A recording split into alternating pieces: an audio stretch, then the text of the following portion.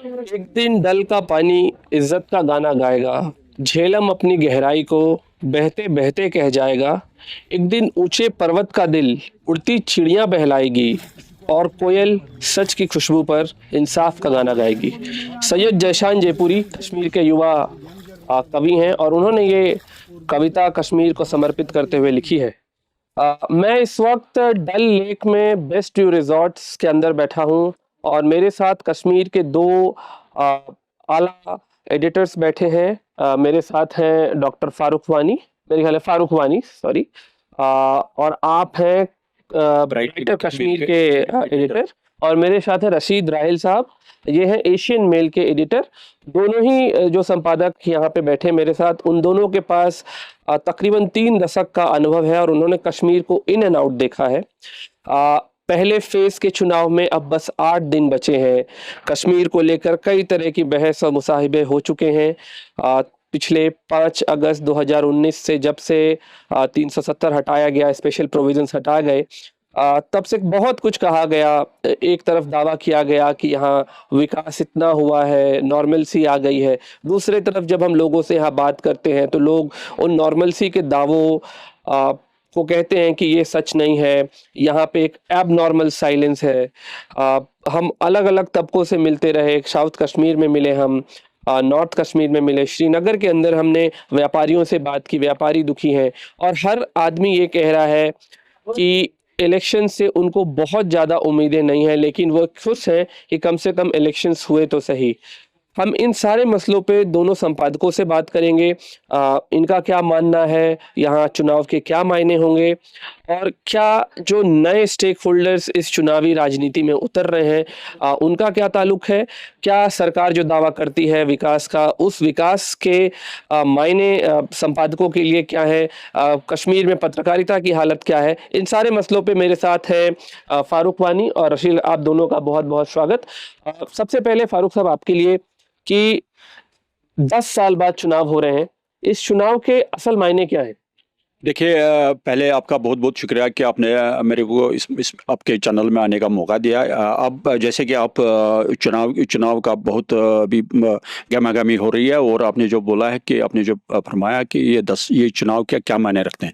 लेकिन देखिए, ये चुनाव तो हर एक किसी एक डेमोक्रेसी का बहुत अहम सुतून होता है कि डेमोक्रेसी में ये इलेक्शंस होने हर हालत में होने चाहिए।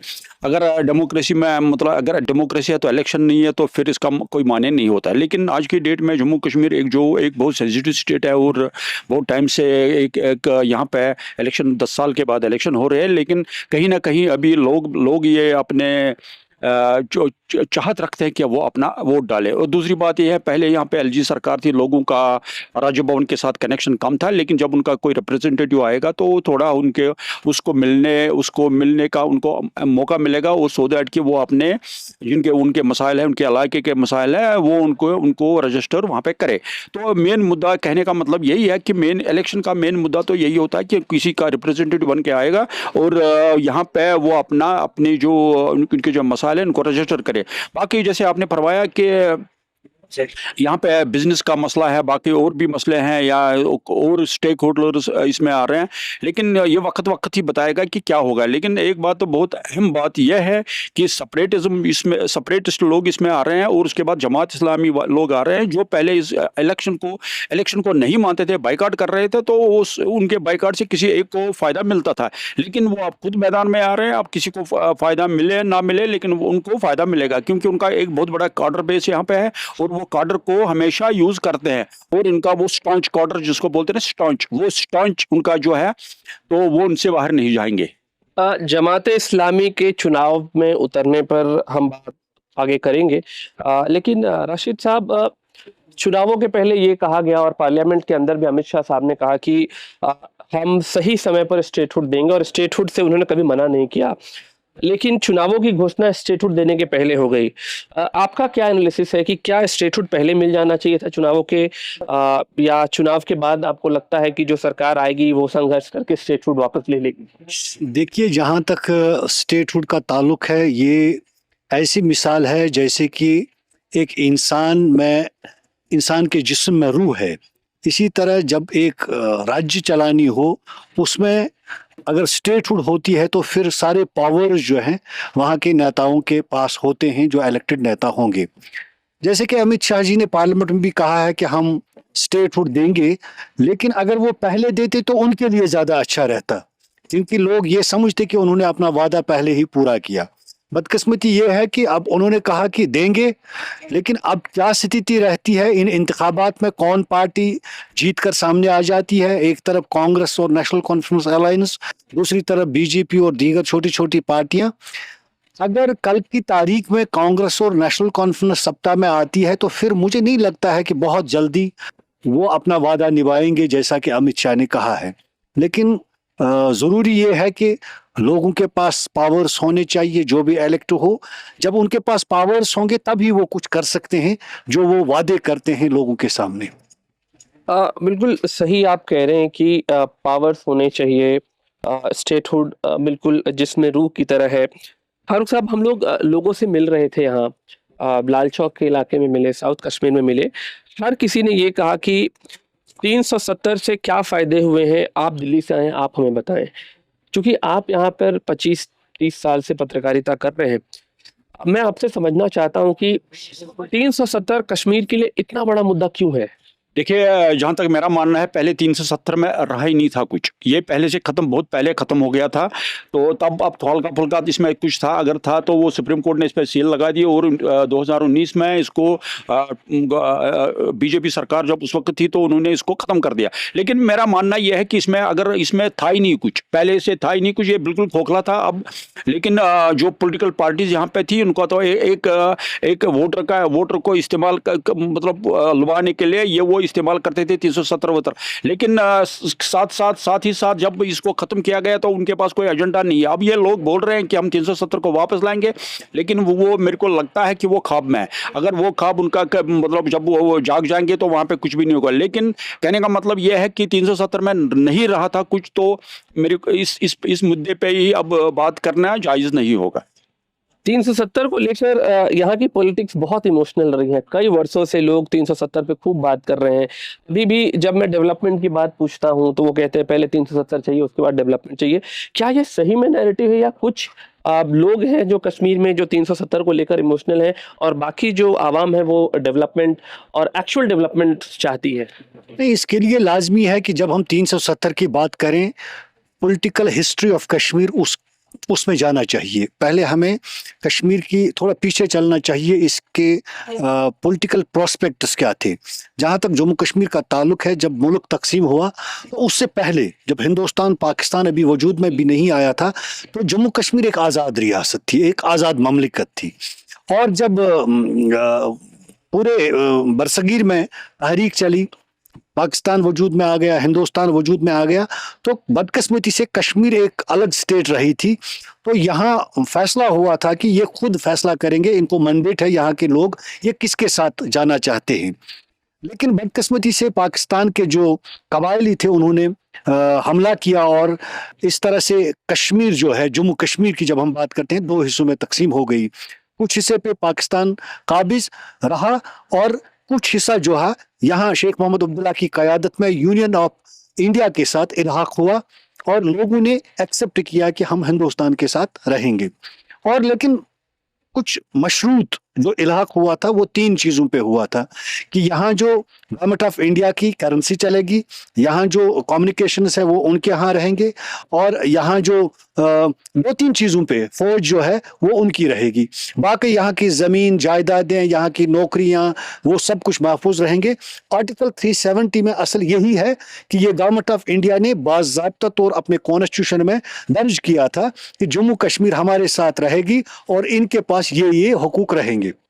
लेकिन जब हिंदुस्तान आज़ाद हुआ तो आज़ादी से पहले भी जो आरएसएस थी या आज जो भारतीय जनता पार्टी है, इनका मंशूर ही था कि एक विधान, एक प्रधान, एक निशान। तो इन्होंने पूरे मुल्क में ये आवाज़ चलाई कि जो भी हिंदुस्तान बन गया है, इस हिंदुस्तान में एक झंडा रहना चाहिए, एक मंत्री वजीर आज़म रहना चाहिए, वरना यहाँ पहले खुद वजीर आज़म और सदर रियासत अलग होता था। लेकिन बाद में वही वजीर आला और गवर्नर में तब्दील हो गया। अब वो यूनियन टेरिटरी में लेफ्टिनेंट गवर्नर में तब्दील हो गया। तो ये ज़रूरी समझना चाहिए। जहाँ तक दफ़ा 370 का ताल्लुक है, ये इसलिए जम्मू कश्मीर के अवाम के साथ वाबस्ता था कि उन्हें ये एहसास था कि अब हमने इल्हाक किया है, अब हम हिंदुस्तान में जम हो गए हैं, लेकिन एटलीस्ट हमारी ज़मीन जायदादें और हमारी नौकरियां महफूज रहेंगी। लेकिन अब गवर्नमेंट ऑफ इंडिया ने भी कहा है कि एक सही प्रोस्पेक्टिव उनका भी है कि यहाँ डेवलपमेंट नहीं होती थी। उसका एक कारण ये था कि जो भी मरकजी स्कीमें थी रेस्ट ऑफ द कंट्री वो लागू होती थी, लेकिन जम्मू कश्मीर में वो लागू नहीं होती थी। जब आर्टिकल 370 का खात्मा हुआ, वो जो डेवलपमेंट के एतबार से वो स्कीमें थी जो गवर्नमेंट ऑफ इंडिया पूरे मुल्क में चला रही है या लागू कर रही है, उनका यहाँ पे अब ज़मीनी सतह पे वो लागू हो गए। उससे कहीं ना कहीं आवाम को फ़ायदा पहुँच गया, जैसे कि सरकार का दावा भी है कि डेवलपमेंट हो रही है, या लोग देख रहे हैं खुद भी डेवलपमेंट हो रही है बहुत ज़्यादा, जो पहले नहीं होती थी। डेवलपमेंट को लेकर भी कई तरह के कॉन्फ्लिक्टिंग क्लेम्स है। एक तो सरकार दावा जरूर कर रही है कि डेवलपमेंट हो रही है और 370 रहने से अब्दुल्लाज और मुफ्तीज की सरकारों में नहीं होता था डेवलपमेंट। लेकिन सर, जब मैं लोगों से बात कर रहा था डेवलपमेंट के लोग लेकर ये कह रहे थे कि यहाँ बाहर के कॉन्ट्रैक्टर्स आ रहे हैं, बाहर के लोगों को काम मिल रहा है और उनको वो काम नहीं मिल रहा है, बेरोजगारी अपने चरम पर है। आपका क्या मानना है? मतलब बेशक टूरिस्ट यहाँ बहुत ज्यादा आ रहे हैं और अमरनाथ की यात्रा भी जब हुई तो खूब भर भर के टूरिस्ट पहुंचे, लेकिन जब अगर लोगों को ये यकीन नहीं हो कि डेवलपमेंट जो उनके लिए उनके जो मायने हैं डेवलपमेंट के, अगर वो पूरा ना हो, उसको आप कैसे देखते हैं? देखिए साहब, जैसे आपने बोला कि यहाँ पे बाहर के लोग जो है ना, कंट्रैक्टर जो वहाँ पे आप काम करने के लिए ले, लेकिन अगर ये हकीकत में ये बात सही है, लेकिन वो जो यहाँ के लोग, जो यहाँ के जो काम करने वाले लोग हैं, वो उस क्राइटेरिया में नहीं आ रहे थे। जो अगर वो टेंडर कोई बड़ा टेंडर होता था, करोड़ों का टेंडर, या उनके पास वो स्ट्रक्चर नहीं होता था, तो तब भी वो बाहर के लोग यहाँ पे काम करने के लिए आ रहे थे। लेकिन अगर मेरा ये मानना है कि पहले जो सक्सेसफुल गवर्नमेंट यहाँ पर रही तो इतना कुछ खास डेवलपमेंट नहीं थी। लेकिन अभी जब एलजी की सरकार है, डायरेक्ट पैसा आ रहा है और डायरेक्ट सेंटर के कंट्रोल में है, तो अभी कोई गवर्नमेंट नहीं थी, तो इसका मतलब यह है कि जो भी वहाँ पे पैसे का फ्लो आ गया तो वो डेवलपमेंट पे चला गया। लेकिन अगर हम देखें तो डेवलपमेंट ठीक ठाक डेवलपमेंट तो यहाँ पे हुई, लेकिन अब सबका अपना अपना ख्याल है, सबका अपना अपना सोच है। तो कहीं ना कहीं किसी को लगा कि हमारे इस इलाके में डेवलपमेंट नहीं हुआ या कुछ नहीं हो गया। लेकिन अभी गवर्नमेंट ऑफ इंडिया ने या जम्मू कश्मीर गवर्नमेंट ने यहाँ पे स्मार्ट सिटी बनाई। आप ये देखिए कितना यहाँ पे हो गया, लाल चौक नए सिरे से रिनोवेट हो गया, पोलो भी बन गए। लेकिन कई इलाके ऐसे हैं डाउन टाउन में काम हो रहा है। तो ये सिर्फ मतलब हमें ये काम सिर्फ शहर में ही नजर मतलब नहीं रखना चाहिए, और गाँवों में अगर जाएंगे, हाँ हल्का फुल्का तो होगा, दूर फार फ्लंग एरियाज में तो प्रॉब्लम्स हमेशा रहते ही रहते हैं, जबकि सारी मतलब मेजर पॉपुलेशन जो है वो तो गाँव में है। लेकिन वो तो उनका गाँव वालों का जो उनका कनेक्शन ज़्यादा एग्रीकल्चर या हॉर्टिकल्चर के साथ रहता है, लेकिन वो डेवलपमेंट वहाँ पे भी हो रहा है। लेकिन अगर देखा जाए वहाँ पे कम है, लेकिन सिटी में तो ज़्यादा दिख रहा है। तो यही कहने का मतलब है कि जो वहाँ पे जो अभी जो यहाँ पे यूटी है, ये तो डायरेक्ट सेंटर के कंट्रोल में है, और जो भी पैसा आता है वो एलजी सरकार की थ्रू आता है। लेकिन डेवलपमेंट, हाँ कहीं कहीं पे मैं समझता हूँ कि कहीं कहीं पे कुछ ना कुछ हो सकता है, कोई गैप रही होगी, तो वो हो सकता है आगे जाके बराबर होगा, या अभी नई सरकार बनने वाली है तो या ये कर सकते हैं। अब राशिद साहब, जो फारूक साहब कह रहे हैं डेवलपमेंट को लेकर बात कि फार फ्लंग एरियाज में काम नहीं हुआ है बट श्रीनगर में हो रहा है, मैंने 8 साल हो गए कश्मीर को फॉलो करते हुए और आते हुए। मैंने हमेशा ये महसूस किया कि श्रीनगर के कुछ इलाके वो कभी भी कॉन्फ्लिक्ट अफेक्टेड नहीं होते हैं, कुछ इलाके। लेकिन जो कश्मीर का डाउनटाउन है, श्रीनगर का डाउनटाउन है, कश्मीर के जो साउथ कश्मीर के एरियाज हैं, वहाँ आउटरीच की कमी दिखती है। वहाँ लोगों के व्यूज बहुत अलग मुझे मिलते हैं। वहाँ ये डेवलपमेंट नहीं पहुँचते, वहाँ की अस्पतालें अच्छी नहीं है, वहाँ का एजुकेशन अच्छा नहीं है। ये जो एरिया जिसमें हम डेवलपमेंट देखते हैं, जो हमारा डेवलपमेंट का पैमाना है, उसमें वो लगता है कि टूरिस्ट के लिए डेवलप किया गया है और टूरिस्ट एक अलग नैरेटिव लेके जाए। क्योंकि आप जब भी टूरिस्ट से पूछेगा वो कहेंगे कि जी बहुत अच्छा हुआ है, क्योंकि टूरिस्ट यहाँ कुछ टाइम के लिए आते हैं। लेकिन अगर यहाँ के लोगों को ये लगता है कि उनके लिए चीजें नहीं हो रही, उनके अस्पताल ठीक नहीं हो रहे हैं, उनके लिए ट्रांसपोर्ट की फैसिलिटी अच्छी नहीं हो रही है, तो इसको बतौर पत्रकार, आप एडिटर हैं, उसको हमें कैसे समझना चाहिए? देखिए, जहाँ तक डेवलपमेंट का सवाल है, पूरे विश्व में तब्दीलियाँ आती है। As far as conflict zones का ताल्लुक है, कॉन्फ्लिक्ट जोन में हमेशा बहुत सारे जो रूरल एरियाज हैं वो विक्टिम ज़्यादा बन जाते हैं। अगर हम पिछले 20-22 सालों का तजिया करें, जो मिलिटेंसी का पीरियड था, मिलिटेंसी के पीरियड में बहुत सारे स्कूल जलाए गए, बहुत सारा इंफ्रास्ट्रक्चर तबाह हो चुका था, और उस स्ट्रक्चर को बनाने में अगर वो 50 साल में बना था या 40 साल में बना था, एकदम डिस्ट्रॉय हो गया, तो उसको 20 साल तो लगेंगे डेवलप करने में। अगर हम अस्पतालों का देखें, ये बात सही नहीं है। एटलीस्ट हर डिस्ट्रिक्ट में एक डिस्ट्रिक्ट हॉस्पिटल है, आज के दौर की मैं बात कर रहा हूँ। यहाँ super specialist hospital Ghulam Nabi Azad के दौर में बना है, और बहुत अच्छी सुविधा है यहाँ के अस्पतालों में। यहाँ एम्स, पहले एक मेडिकल इंस्टीट्यूट हुआ करता था सोरा में, अब जम्मू में भी एम्स बन रहा है, कश्मीर में भी एम्स बन रहा है। लेकिन एक बात है कि यहाँ के एम्स में सुस्त रफ्तारी से काम चल रहा है। उसके कई कारण भी हो सकते हैं। एक कारण ये भी है कि ऑनलाइन जो आजकल टेंडर्स वगैरह निकलते हैं, उसमें यहाँ के जो ठेकेदार हैं वो ज़्यादा, जैसे फारूक साहब ने कहा, कि उस क्राइटेरिया में नहीं आते हैं, या उनके पास वो मैकेनिज्म या मशीनरी नहीं है कि वो उस टेंडर को हासिल कर सकें। अब बाहर के लोग आ रहे हैं, कभी फंड्स अवेलेबल नहीं होते हैं, तो तब उनको दिक्कतों का सामना करना पड़ता है, वो अधूरा काम ही छोड़ते हैं और टाइम लगता है। ये भी एक अटल हकीकत है। जहाँ तक गाँवों का ताल्लुक है या कस्बा जात का ताल्लुक है, मुझे नहीं लगता है कि कोई अंतर हो रहा है। शहर की नस्बत से गाँवों में बहुत डेवलपमेंट हो रही है। गाँवों में नए बिजली के तार बिछाए जाते हैं, नए पोल्स बिछाए जाते हैं, स्ट्रीट लाइट्स गाँवों में बिछाए जाते हैं, क्योंकि मैं खुद भी गाँव से ही बिलोंग करता हूँ। और अच्छी सड़कें, हाँ, जहाँ तक आपने डाउन टाउन का जिक्र किया है, डाउन टाउन में स्मार्ट सिटी प्रोजेक्ट के तहत गुज़श्ता 2 साल से काम जारी है, लेकिन वो काम इतना जल्दी मुकम्मल क्यों नहीं हो रहा है जितना जल्दी लाल चौक में मुकम्मल हुआ। ये एक हकीकत है कि उस एरिया में काम बहुत सुस्त रफ्तार से चल रहा है, वाइल एज लाल चौक और जो मेन चेहरा हम कहेंगे कश्मीर का, उसमें बहुत जल्दी वो काम हुआ। चाहे रिवर फ्रंट हो, जहलम रिवर फ्रंट, या लाल चौक का मेन एरिया जो है जैसे पोलोवी वगैरह का, वहाँ जल्दी काम हुआ बनस्बत डाउन टाउन में। डाउन टाउन में अभी भी सड़कें खस्ता हालत में हैं और वहाँ काम जारी है, लेकिन बड़ी सुस्त रफ्तारी से काम। डेवलपमेंट पे एक मेरा आखिरी सवाल ये कि आ, लोग ये कह रहे हैं और खास करके युवाओं का ये कहना है कि अनएम्प्लॉयमेंट का रेशियो बहुत तेजी से बढ़ा है और अनएम्प्लॉयमेंट पे किसी का ध्यान नहीं है। कॉन्ट्रैक्चुअल लेबर बढ़ रहे हैं, ठेका प्रथा जो कहते हैं हम हिंदी में, वो बढ़ रही है। उसमें आपका क्या ख्याल है कि एम्प्लॉयमेंट कितना बड़ा मुद्दा है? देखिए, एम्प्लॉयमेंट तो सबसे बड़ा मुद्दा है, लेकिन यहाँ पे जो जम्मू कश्मीर है और ख़ासकर कश्मीर, ये तो यहाँ पे जो मतलब विंटर है वो बहुत उसकी वजह से कश्मीर के लोग पहले ज़माने से और आज के ज़माने से बहुत कम मार खाते हैं। लेकिन पहले तो बहुत था, लेकिन अभी ये हकीकत है कि एम्प्लॉयमेंट लड़कों में जो पढ़े लिखे ज़्यादा हो रहे हैं, अभी एजुकेशन बहुत ज़्यादा है यहाँ पे, तो इसका मतलब ही जब एजुकेशन ज़्यादा है तो लोग ज़्यादा पढ़ के आएंगे। लेकिन यहाँ पे कोई इस किस्म का कोई बड़ी इंडस्ट्री नहीं है जहाँ पे ज़्यादा से ज़्यादा लड़के अब्जॉर्ब हो जाए।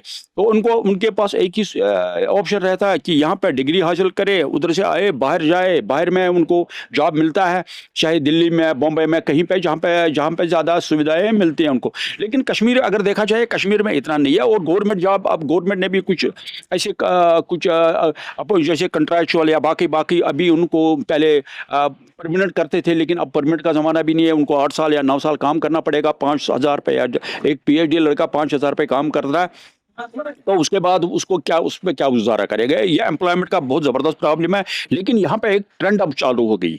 ये ट्रेंड, यहाँ पे जो क्वालिफाइड लोग हैं वो अब स्टॉल लगा रहे हैं, कियोस्क लगा रहे हैं, वहाँ पे वो फ्रूट बेच रहे हैं, वहाँ पे वो ड्राई फ्रूट बेच रहे हैं, वहाँ पे कई किस्म के ऐसे हैं जहाँ पे बारबेक्यू लगा रहे हैं। लेकिन वो कहने का मतलब ये एक ट्रेंड लगा है कश्मीर में। अगर आप देखेंगे तो हम तो रोज़ एक रिपोर्ट कर रहे हैं कि फलानी जगह पे एक कियोस्क है, वहाँ पे PhD लड़का कर रहा है, जो शुपियन में जाइए, कहीं पे भी जाइए। लेकिन हल्का फुल्का तो बेरोजगारी तो है। लेकिन अब क्या करें, यहाँ पे इतना मतलब नहीं है। यहाँ पे जो टूरिज्म इतना मेन कंपोनेंट यहाँ इकोनॉमी का नहीं है। यहाँ पे हॉर्टिकल्चर है और एग्रीकल्चर पे ज़्यादा डिपेंड है यहाँ पे। तो इसमें जो गाँव के लोग हैं, वो जिनके पास खेती वेती है, वो इसमें ऑब्जर्व कर रहे हैं खुद को एंगेज करने के लिए।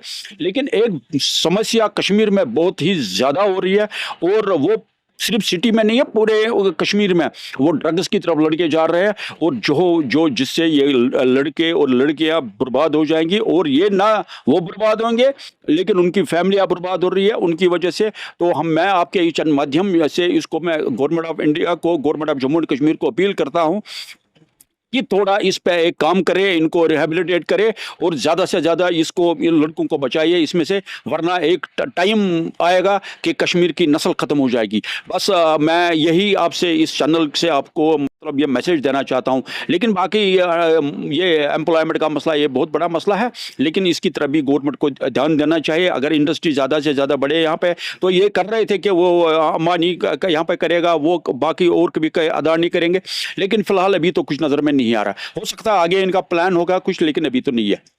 बेशक आप जो कह रहे थे, मैं आ रहा हूँ राशिद साहब आपके पास। अनएम्प्लॉयमेंट और एजुकेशन एक बहुत बड़ा मुद्दा है। और आप जो जिसका जिक्र कर रहे हैं कि एक डॉक्टर मंजूर शोपियान का एक स्कॉलर है, जो ड्राई फ्रूट की दुकान लगा रहे हैं, और वो काफ़ी वायरल है कश्मीर में सोशल मीडिया पे। वैसे ही मैं कुलगाम के केंद्रीय विद्यालय में गया, और केंद्रीय विद्यालय में सुरक्षा की दृष्टि से टीचर्स स्कूल के अंदर रह रहे थे। और मेरे लिए बहुत शॉकिंग था कि जो नॉर्मलसी के दावे किए जा रहे हैं, उसके बावजूद हमारे टीचर्स केंद्रीय विद्यालय के स्कूल के अंदर रह रहे हैं।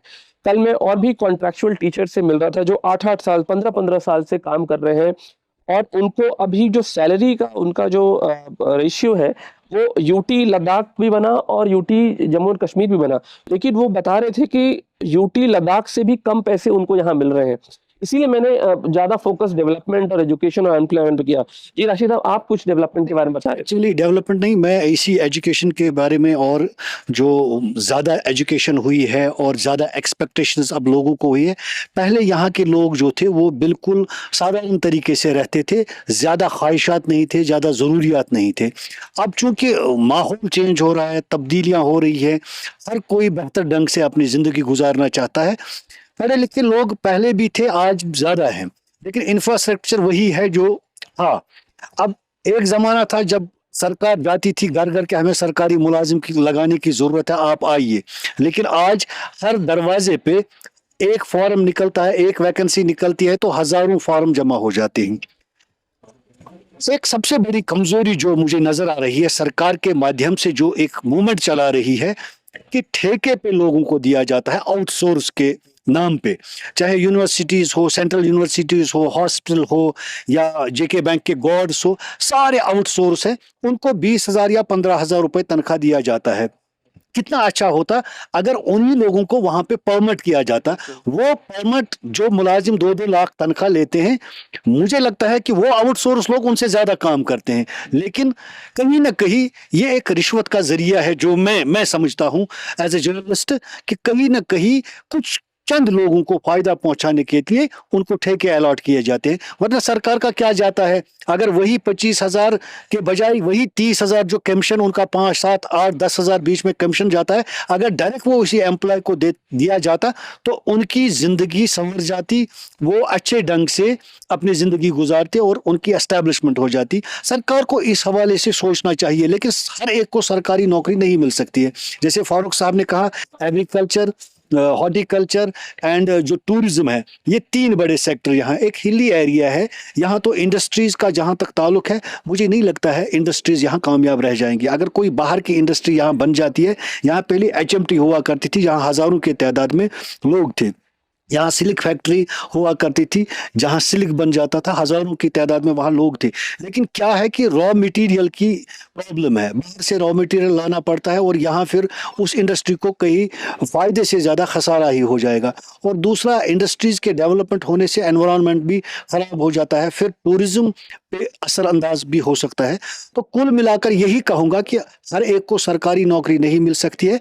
लोगों को काम करना चाहिए किसी भी फील्ड में। पढ़ाई लिखाई सिर्फ ये नहीं है कि मैं सरकारी नौकरी हासिल करूं। अगर हम बाहर देखें, बिहार देखें, यूपी देखें, वहाँ भी बेरोजगारी बहुत है, लेकिन पढ़े लिखे लोग ट्रैवल एजेंट का काम करते हैं। पढ़े लिखे लोग बाहर रेड़ा लगाकर दिन में एक सरकारी मुलाजिम से ज़्यादा तनख्वाह लेते हैं, वो महीने में वो कमाते हैं।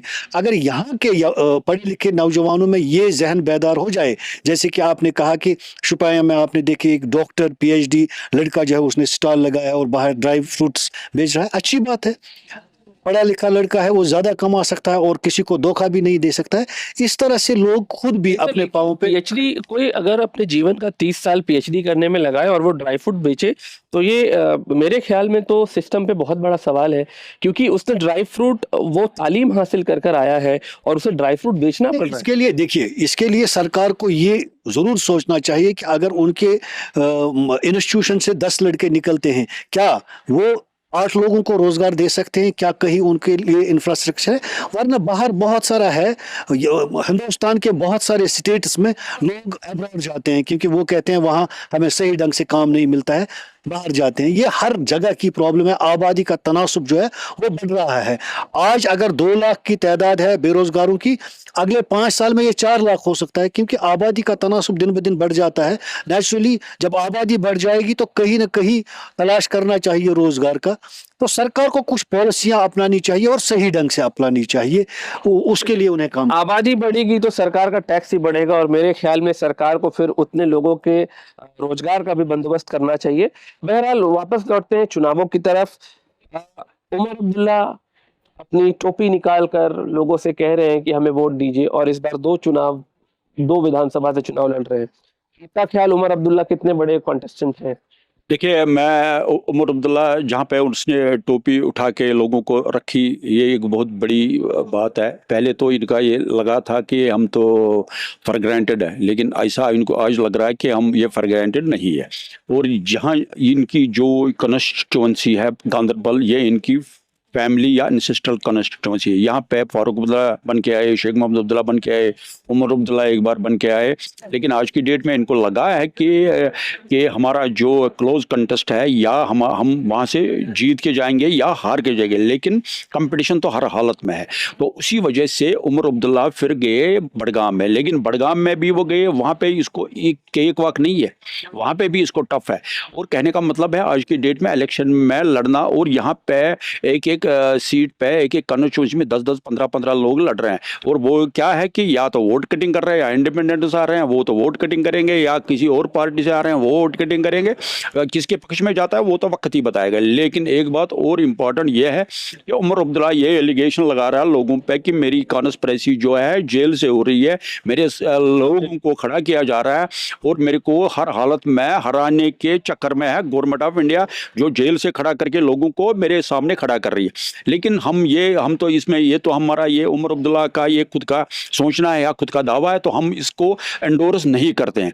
लेकिन कहने का मतलब ये है कि इलेक्शन, कश्मीर का इलेक्शन जो आज है ये 10 साल के बाद हो गया, और 10 साल के बाद लोगों को अब सोच आया। और आज की डेट में कश्मीर के लोग जो है, ये पुराने वाले कश्मीर के लोग नहीं है जो बिला सोचे समझे ठप्पा मारते थे एनसी पे या कांग्रेस पे या किसी पीडीपी पे, ये नहीं है। लेकिन आज की डेट में बिला बहुत सोच रखते हैं कश्मीर के लोग, और बहुत सोच के वोट का कास्ट करेंगे, न सिर्फ यहाँ पे और जम्मू में भी। अब जम्मू में भी अगर देखा जाए तो बीजेपी बोल रही है कि हम दावा कर रहे हैं, लेकिन इतना दावा भी सही नहीं है, क्योंकि वहाँ से भी रिपोर्ट्स हमारे पास है कि वहाँ पे भी बीजेपी का इतना पल्ला भारी नहीं है जितना पहले था। अब वक्त, ये तो प्रीमैच्योर ही बोलना होगा कि प्रोडिक्शन करना हमारे लिए ठीक नहीं रहेगा, लेकिन हम तो वक्त ही बताएगा कि इलेक्शन किसके पक्ष में जाता है, कौन मेजॉरिटी बन के आएगा। जो मेजॉरिटी बन के आएगा वो गवर्नमेंट बनाएगा। लेकिन छोटी छोटी पार्टियाँ जो यहाँ पे है वो, और इंडिपेंडेंट कैंडिडेट्स, वो बहुत ही ज़बरदस्त इफेक्टिव होंगे आने वाले वक्त में। या 8 तारीख में, फिर 8 अक्टूबर को ये फैसला होगा इनका रोल क्या होगा। लेकिन हमारा ये मानना है कि ये जो छोटी छोटी पार्टियां हैं, ये इनका बहुत वैल्यूबल पार्ट रहेगा इस इलेक्शन में।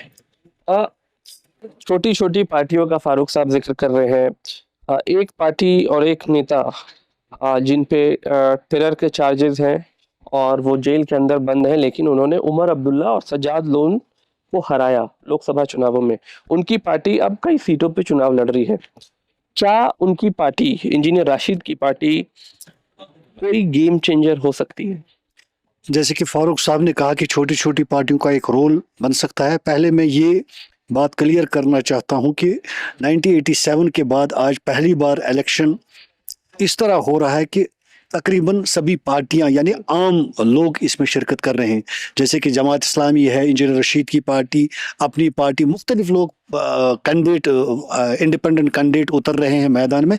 तो गहमा गहमी ये है कि हर कोई इलेक्शन में हिस्सा ले रहा है कि 37 सालों में ऐसे इलेक्शन नहीं देखे, एनसी, पीडीपी, कांग्रेस या और कोई इंडिपेंडेंट इक्का दुक्का या कोई नेशनल पार्टी आती थी यहाँ अपना कैंडिडेट खड़ा करती थी। आज यहाँ के लोग खड़े हो रहे हैं, पहली मर्तबा ऐसे इंतखाबात देखने को मिल रहे हैं। जहाँ तक इंजीनियर रशीद का ताल्लुक है, इंजीनियर रशीद को पिछली दफ़ा सेंटिमेंट वोट मिला था। उनका ये कहना था, नारा ये था कि जेल का बदला वोट से, लेकिन आज भी वो जेल में है। वो नारा कितना कामयाब रह जाता है? वो पहले नेशनल कॉन्फ्रेंस और पीडीपी के खिलाफ था कि ये खानदानी राज चला रहे हैं। बाबा मुफ्ती ने अपनी बेटी को लाया, शेख उबला ने फारूक उबला को लाया, फारूक उबला ने अपने बेटे उमर उबला को लाया।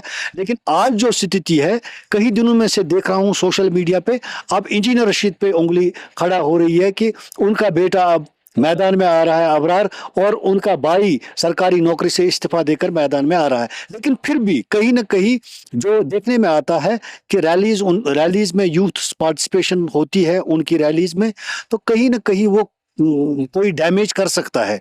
और मुझे लगता है अगर वो 2-3 सीटें भी लेता है तो वो एक गेम चेंजर बन सकता है। एक तो इंजीनियर रशीद की पार्टी, एक जमात इस्लामी 1987 के बाद उस समय मुस्लिम यूनाइटेड फ्रंट हुआ करता था, और चुनावों में एनसी और कांग्रेस जब थी वहाँ पे केंद्र में, चुनावों पे रिगिंग के आरोप लगे। उसके बाद जमात इस्लामी का मैं कहूँगा हार्ट चेंज होना और इलेक्शंस में आना।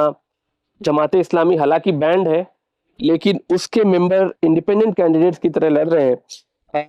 क्या आपको लगता है जमात इस्लामी का ये जो फैसला है, इसको हमें कैसे देखना चाहिए?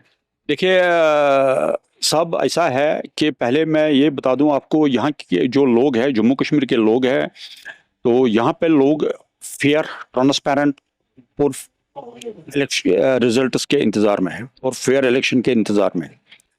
और ये अब जब आपने बताया कि 1987 से आज तक, तो तब को आप सबको पता ही है कि कितने रिगिंग हो गई, तो उसी का मसला आज तक हम झेल रहे हैं।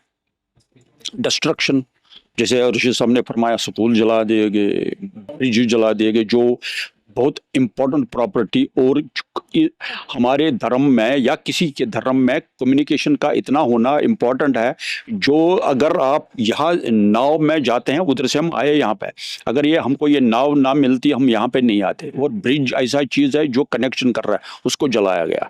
तो इस किस्म का कहने का मतलब है कि कितना डिस्ट्रक्शन यहाँ पे हो गया, और वो डिस्ट्रक्शन का जिम्मेवार उस वक्त की सरकार है और उस वक्त की रिगिंग है, और आज तक हम वो झेल रहे हैं।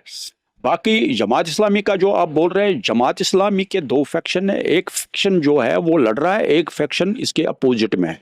लेकिन जो इसके जो इलेक्शन में आ रहे हैं, उनका खुद का एजेंडा है कि हम भी अगर अपना रिप्रेजेंटेटिव बना के जाएंगे, अगर हमारा रिप्रेजेंट हो सकता है वो हमारी बात करे। और इनकी बैन, ये अब चाहते हैं कि ये बैन को लिफ्ट करें और ये मेन स्ट्रीम में आए, और ये कोशिश इनकी इसी पे रहती है कि हम थोड़ा अगर ये बैन हट जाए और हम भी मेन स्ट्रीम में आए। बाकी जो इनका भी रोल काफ़ी रहेगा। और ये अब यहाँ पे एक जो पॉलिटिकल पार्टीज है, जैसे एनसी वाले हैं, पीडीपी वाले हैं, या और भी कोई है, ये वो बोल रहे हैं कि जमात इस्लामी वाले, इंडिपेंडेंट वाले जो भी है, ये एक वोट कटिंग के तौर पे काम करेंगे, और किसको फ़ायदा मिलेगा वो वक्त ही बताएगा। लेकिन फ़िलहाल एक अहम मुद्दा ये है कि आज की डेट में और इस वक्त ये सिर्फ लोग ये चाहते हैं कि election free, fair and transparent हो। फ्री एंड फेयर इलेक्शन, ये बहुत ज़रूरी है कि सिर्फ इलेक्शन फ्री एंड फेयर बोलने को ना हो, लोगों को यह एहसास भी हो कि इलेक्शन फ्री एंड फेयर है। मेरा आखिरी सवाल, और हम इसके बाद वाइंड अप करेंगे रशीद साहब। एक तो जो फ्री एंड फेयर इलेक्शन की बात है, और दूसरा जिस तरीके से फारूक साहब भी कह रहे थे कि कौन किसको फ़ायदा पहुंचाएगा, उमर अब्दुल्ला ने एक बड़ा मज़ेदार बयान दिया कि वो जिस भी सीट से चुनाव लड़ना चाहते हैं वहाँ जमात के जो इंडिपेंडेंट मेंबर है वो जा रहे हैं। उन्होंने एक गेम प्ले किया कि उन्होंने पहले अनाउंस किया बीरवा से वो लड़ेंगे, और वो बाद में गांधरबल से उन्होंने नामांकन भर दिया। बडगाम से उन्होंने नामांकन भर दिया। उन्होंने इशारा साफ साफ किया सर्जन बरकती की तरफ। क्या आपको ये लगता है कि जो फ्री एंड फेयर इलेक्शंस है और जमात का उतरना है। सब एक दूसरे को कह रहे हैं कि ये उसका प्रॉक्सी है, पीडीपी किसी को प्रॉक्सी कह रही है, एनसी और कांग्रेस किसी को प्रॉक्सी कह रही है। कौन किसका प्रॉक्सी है?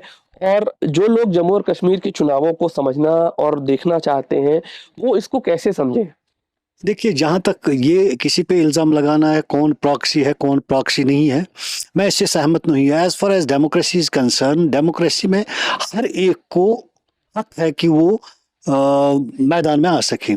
जब एक आम आईएएस ऑफिसर दिल्ली में वज़ीर आला बन जाता है तो यहाँ का आम आदमी वज़ीर आला क्यों नहीं बन सकता? ये कोई ख़ानदानी वरासत तो नहीं है।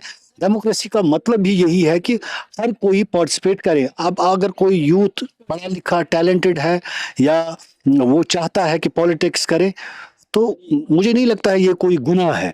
अब प्रॉक्सी का मतलब ये थोड़ी है कि जमात इस्लामी आ जा रही है तो इनका आशीर्वाद दिल्ली से है। ठीक है, अगर होगा भी किसी तंजीम का या दिल्ली का आशीर्वाद होगा, कोई गुनाह नहीं है। हर एक को वहाँ का आशीर्वाद लाजमी है क्योंकि सेंट्रल पॉलिटिक्स का मरकज़ जो है तो वो तो वही है ना। बेसिकली ये पावर गेम है। अब कौन किस तरह से ये पावर हासिल कर सकता है, ये तो दिमाग का खेल है। अब इसमें अगर बहुत ज़्यादा कैंडिडेट कहीं पे उतरते हैं उससे किसी को नुकसान हो जाता है, तो मेरे ख्याल से ये कहना गलत है कि वो प्रॉक्सी है। एक बात मैं सबको जोड़ता हूँ यहाँ पे, अगर आप जमात इस्लाम की बात कर रहे हैं आप, तो मेरा ये क्या मानना है कि जो गिलानी यहाँ पे गिलानी साहब जो थे सेपरेटिस्ट के बड़े गुरूर रहे हैं यहाँ पे, तो वो भी खुद एक बार जमात इस्लाम की सीट पे बन के आए। तब तो उनका नहीं 3 बार, मतलब जब भी मैं बता रहा हूँ तो तब तो कोई गुनाह नहीं था। अब अगर ये आ रहे हैं तो इसमें भी क्या हम नहीं समझते हैं कि इसमें कोई इनकी गुनाह है कि वो जमात इस्लामी वाले हैं, वो भी इंडिया गवर्नमेंट ऑफ इंडिया या इंडिया के बाशिंदे हैं और हम जैसे हैं वो भी वैसे हैं। लेकिन अब अगर उनका नैरेटिव चेंज हो रहा है, वो इलेक्शन में आ रहे हैं, मेरे को लगता है कि ये बहुत बड़ी बात है। और दूसरी बात यह है, अगर सेपरेटिस्ट लोग आ रहे हैं, ये बहुत बड़ी बात है। गवर्नमेंट ऑफ इंडिया का नैरेटिव स्ट्रांग हो रहा है, उसके बाद इंटरनेशनल कम्युनिटी में इनकी मतलब इनका ज़्यादा बोलबाला हो रहा है, तो इससे बड़ी बात क्या हो सकती है? बहरहाल ये थे हमारे साथ कश्मीर, ब्राइटर कश्मीर और एशियन मेल के दो बड़े पत्रकार जो कश्मीर की सियासत को बहुत लंबे समय से फॉलो कर रहे हैं और दोनों अपना अखबार भी चलाते हैं, वेबसाइट चलाते हैं। इन्होंने हमें बताया कश्मीर के चुनाव में क्या हो सकते हैं, डेवलपमेंट क्या है और सरकार के नॉर्मलसी के दावों पे क्या है। ये अब दर्शकों को तय करना है कि जो राहिल साहब और फारूक साहब जो बता रहे हैं उसमें कितनी सच्चाई है या उनका ऑब्जर्वेशन कितना सही है। तो मैं हूँ रोहिन कुमार, कैमरा पर्सन फैजान मीर के साथ।